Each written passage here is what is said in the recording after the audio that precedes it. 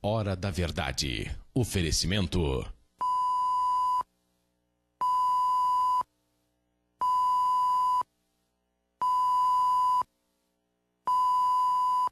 Cristais São Marcos, há 50 anos produzindo arte.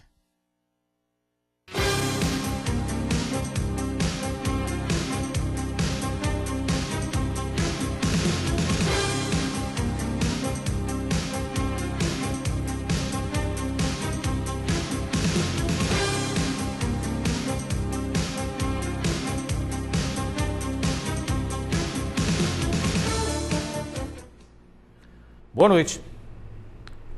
Não sei você, mas eu sempre tive dificuldade em me envolver com assuntos metafísicos, espirituais, místicos, sobrenaturais ou qualquer outro nome que se dê para aquilo que não é material.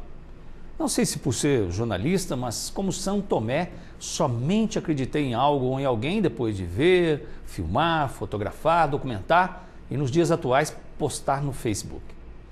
Eu tenho dificuldades para essas coisas de meditação e quando ouço alguém falar em entrar em alfa, já me imagino entrando em um automóvel, Alfa Romeo, de última geração. Já tentei sair do mundo concreto e certa vez fiz até um curso de relaxamento, mas não deu certo.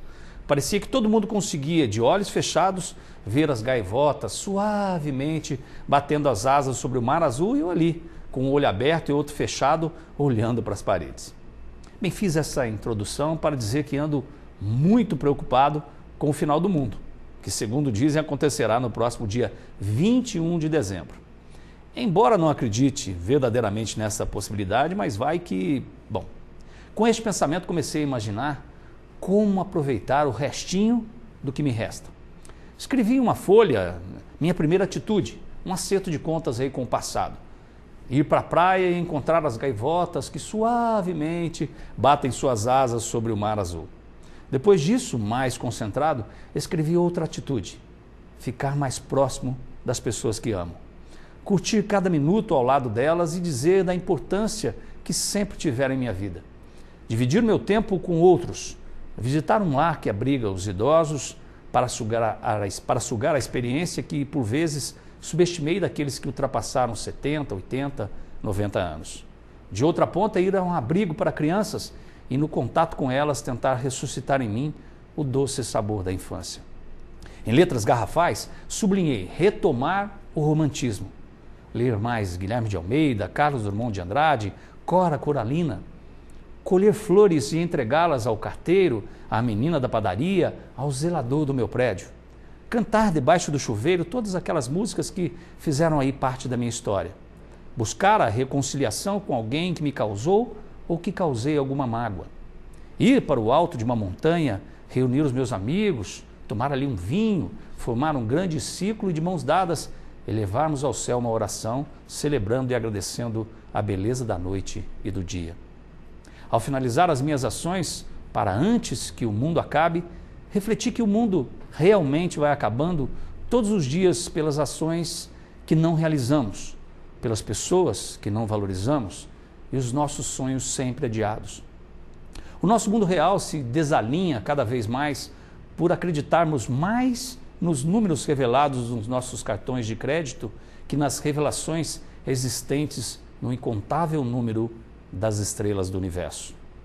Ora direis, ouvir estrelas, certo, perdeste o senso. E eu vos direi, no entanto, que para ouvi-las, muitas vezes desperto e abro as janelas pálido de espanto. Olavo Bilac.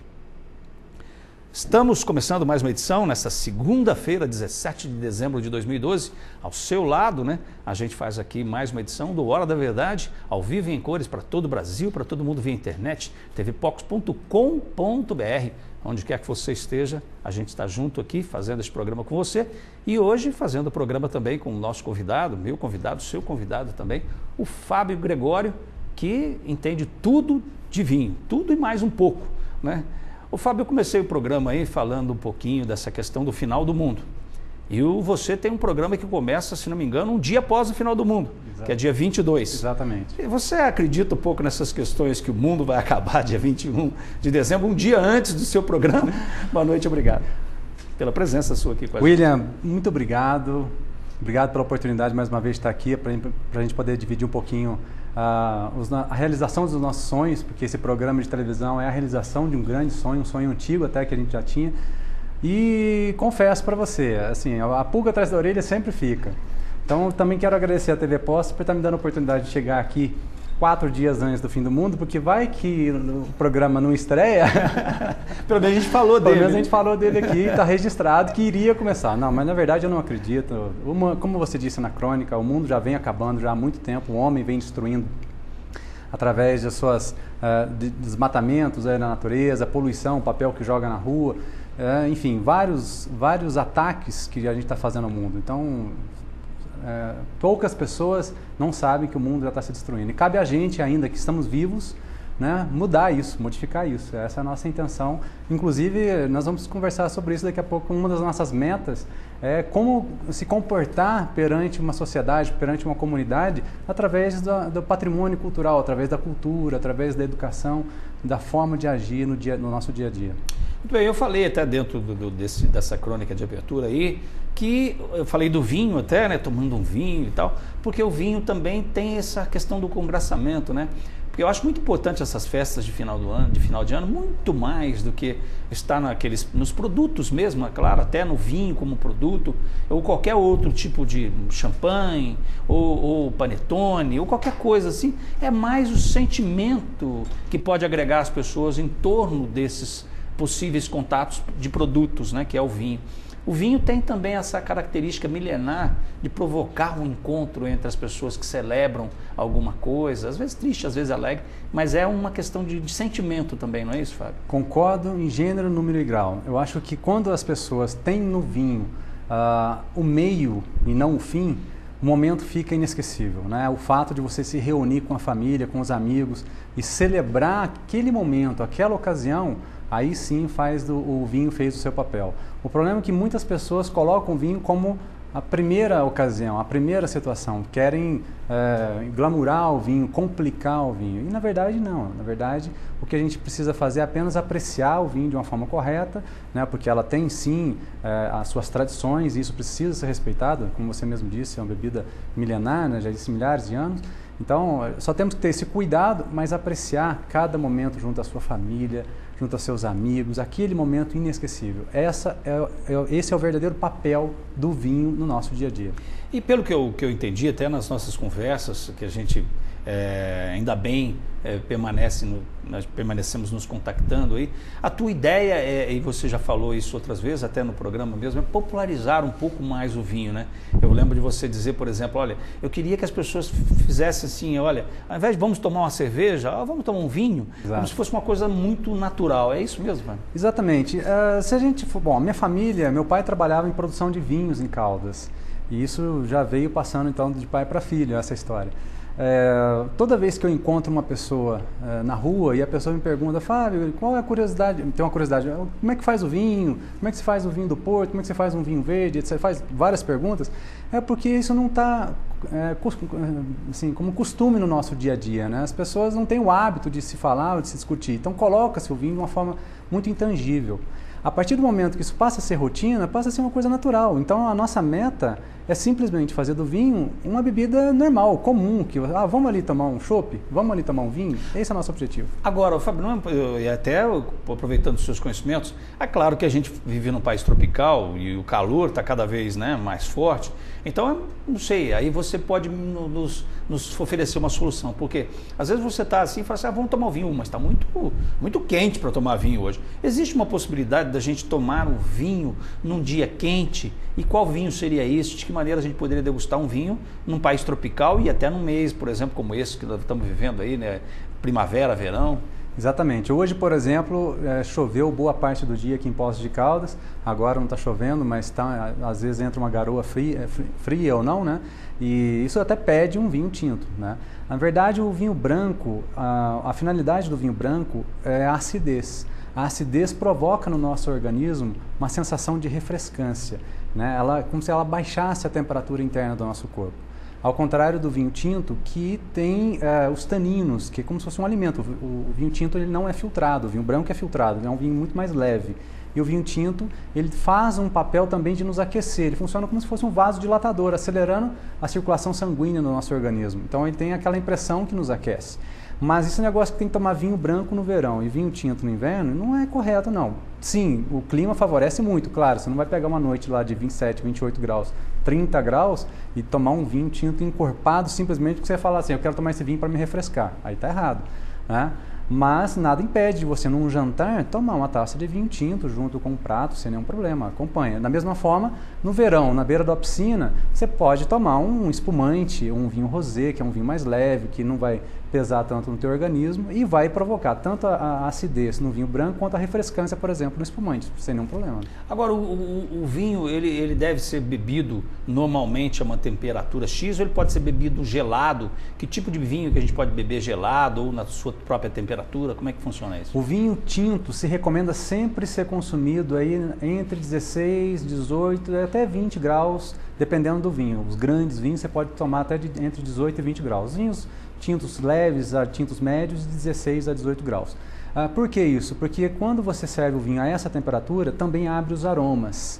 Né? Então você consegue apreciar os aromas do vinho. Então os aromas primários, secundários e terciários. Os aromas primários são aqueles que vêm da própria fruta. Né? Os aromas secundários são os aromas que provêm durante o processo de fermentação. Durante a transformação ainda do suco de uva em vinho, nasce alguns aromas, são os aromas secundários. E os aromas terciários é quando ele passa, por exemplo, uma madeira, ele absorve outros aromas. Então é um dos prazeres do vinho você analisar os aromas. Então um vinho tinto servindo na temperatura de 16 até 20 graus, você vai conseguir apreciar muito esses aromas. Agora, se você serve ele mais gelado, fecha, e aí você não vai conseguir apreciar os aromas. Ao contrário do vinho branco. O vinho branco, por característica, ele tem essa acidez acentuada. E um dos motivos de você servir ele mais gelado é que ele não agrida tanto a sua boca. Ele consiga ter um equilíbrio, né, fazendo com que você consiga apreciar melhor o vinho branco sem te atacar tanto. Vai fechar um pouco o aroma, não tem problema. Com o passar do tempo, ele vai chambreando, ou seja, vai elevando um pouco a temperatura e você também vai conseguir apreciar os aromas do vinho branco. Fábio, eu confesso que, como a gente já fez, esse é o segundo programa que nós fazemos, eu já tinha feito, inclusive, com um outro profissional da área que entende bastante de vinho, mas eu confesso que, às vezes, eu ia em alguns lugares e acho que acontece com a maior parte das pessoas que não conhecem muito a questão de degustar um vinho, e eu ficava olhando, às vezes, num restaurante ou outro, aí eu via uma pessoa pegando, né, sendo servido o vinho, aí ele pegava o vinho com todo aquele negócio, aí ele sentia ali o aroma do vinho, depois ele dava uma mexida, aí depois ele fazia um certo bocejar do vinho ali, e eu falava, nossa, eu vou dizer assim, uma palavra normal para a gente até popularizar isso, quanta frescura aquilo lá, quanta frescura que o cara está fazendo para tomar um vinho, dá aqui o vinho aqui, põe o vinho aqui, deixa eu tomar. E é claro que hoje, aprendendo um pouco com você, claro, a gente aprende que tudo bem, mas que se você fizer de uma outra maneira, né, e você está com um vinho, você podia até demonstrar para a gente por que às vezes exige uma forma de você saborear o vinho, né? Exato. Na verdade, alguns detalhes em relação ao vinho, a gente tem uma preocupação para que a gente consiga apreciar ele da forma mais correta possível. Então, por exemplo, a princípio, como segurar na taça, né? Jamais segurar na taça aqui pelo bojo aqui da taça, né? Porque a temperatura da sua mão vai aquecer o vinho. Isso pode acarretar aí um desenvolvimento mais precoce do vinho, fazendo com que ele se abra, se esquentando, ele pode elevar demais a temperatura, realçar a acidez e te incomodar um pouco a temperatura. Se você colocou na temperatura de 16 a 18 graus, pôs a mão, teu organismo vai estar lá em 36 graus, 37, né? E aí você vai aquecer muito rápido esse teu vinho. Então, o correto é segura sempre pela base ou pelo pezinho aqui da taça, que daí você evita esse contato. E aí essa análise que você está comentando são as 3 análises que nós fazemos do vinho. Uma análise bacana, a análise visual, a análise olfativa e a análise gustativa, que são técnicas básicas que a gente consegue passar em uma degustação de vinhos, né? O pessoal participando das nossas degustações vai aprender isso de uma forma muito simples e objetiva. Que nada mais é do que você olhar através da cor, você consegue ver se esse vinho é um vinho jovem, um vinho envelhecido, se ele pode de repente ter algum defeito. Antes de você tomar o vinho, você pode conseguir, apenas analisando o aspecto visual, ele já pode te dar alguns sinais, né, de vinho estragado. Eu tive uma experiência agora esse final de semana de ter aberto um vinho e ele está na cor marrom. E aí, quando eu fui para a análise olfativa, percebi alguns aromas que não não provinham da origem desse tipo de vinho, e na boca eu fui ver esse vinho estava oxidado. Então você vê, antes de tomar o vinho, eu já fui preparado, opa, tem alguma coisa de errado aqui. Pela cor dele. Pela cor, né? Depois o aroma. Aí depois nós vamos para os aromas. E as uvas têm algumas características também que a gente consegue perceber ao longo do tempo, né? Não adianta na primeira vez, a pessoa pôs aqui, uma pessoa falou assim, olha, aqui tem frutas vermelhas. E aí a primeira vez que a pessoa vai ver, mas que está cheirando álcool, é a coisa mais normal do mundo, né? A nossa narina, a primeira percepção que a gente tem é o álcool. Com o passar do tempo, você vai apurando a sua narina, você vai começar a perceber. Você tem que separar, tira o álcool de lado, faz um exercício com o cérebro. E aí busca mais profundamente, você vai perceber aqueles aromas secundários que eu falei lá no processo de fermentação. E aí, de acordo com a variedade da uva, isso tem tipos de aromas que você vai percebendo. E a terceira análise é a análise gustativa, que é quando você joga o vinho à boca, e muitas pessoas fazem errado, né? Eu sempre falo assim, não tomem o vinho de biquinho, né? Quer tomar o vinho de biquinho, a pessoa faz o biquinho, né? E joga direto no fundo da garganta. Só toma um pouquinho e já joga no fundo da garganta. Não tome o vinho assim. Por quê? Porque na nossa língua a gente tem o doce na ponta, salgado e ácido na lateral e o amargo no fundo. Quando você joga o vinho no fundo da garganta, você só sente o amargo do vinho. O correto é você tomar um gole mais generoso, enxaguar toda a boca, passando por toda a superfície da sua língua, para você conseguir perceber o equilíbrio do vinho. E aí sim você ingere e você vai perceber o vinho como um todo. Ficou com vontade, né? Até eu fiquei aqui, né? Mas tudo bem, daqui a pouquinho eu vou tomar. Muito obrigado. Bem, nós estamos, né, acompanhando, você está acompanhando e a gente fazendo esse programa juntos, como sempre. Nós estamos conversando aqui com o Fábio Gregório, ele que estreia no próximo dia 22 de junho aqui, a gente vai falar mais sobre isso. O programa Na Trilha do Vinho, é isso mesmo, o mesmo nome, né? Exatamente. Na Trilha do Vinho, e vale a pena você ficar aqui na trilha desse programa para a gente aprender um pouquinho mais com o Fábio sobre o vinho. Afinal de contas, nós vínhamos aqui para isso. E na sequência, você vai ligando para a gente, 3721-6955, e participando desse programa, com certeza, para a gente aprender mais sobre essa bebida que é fantástica e milenar. Até já, então, não saia daí.